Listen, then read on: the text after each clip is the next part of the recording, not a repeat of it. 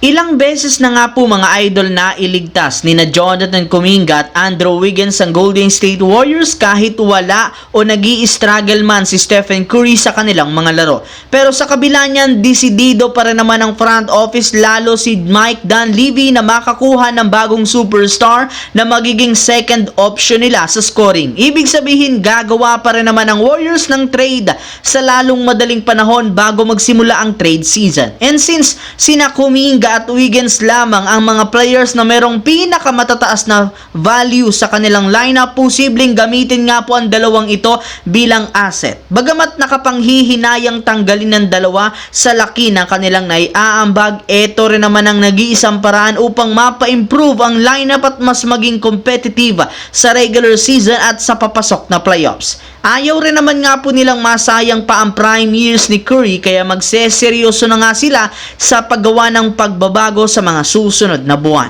Samantala, nagkaroon na nga sana ang Los Angeles Lakers ng napakalaking pagkakataon at oportunidad na manalo laban sa Hawks matapos silang lumamang sa huling segundo ng fourth quarter at maging sa overtime. Ngunit dahil nga sa walang kwentang turnovers at pagkakamali, lahat ngang ito natalo 134-132 sa overtime. Sobrang nasayang ang nagawa dito ni LeBron na triple-double, 39 points, 10 rebounds, 11 assists, at ang naitala ni Anthony Davis na 38 points, 10 rebounds. Bumagsak na rin naman sa 12-11 at umabot na sa 3 games ang kanilang lose streak. At ayon sa naging pahayag ni LeBron, though wala silang room para makagawa ng pagkakamali, paulit-ulit pa rin naman nga silang nakakagawa nito sa hindi nila maayos na pag-execute ng mga plays. Dahil sa patuloy na pagkatalo ng team, mas nanggigil na rin naman si LeBron na baguhin ng front office ang lineup sa pagkuha ng mga bagong players sa market,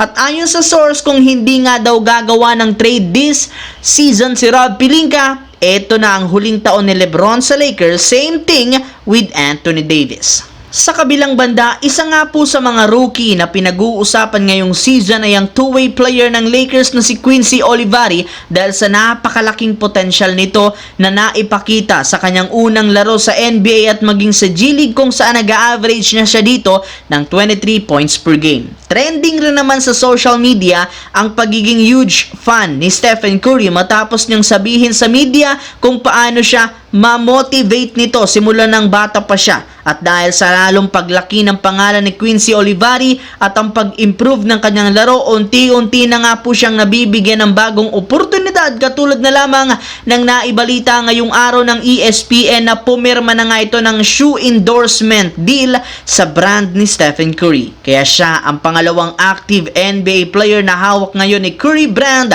sunod kay De'Aaron Fox ng Sacramento Kings na nakapag-debut na ng Curry brand signature shoe line.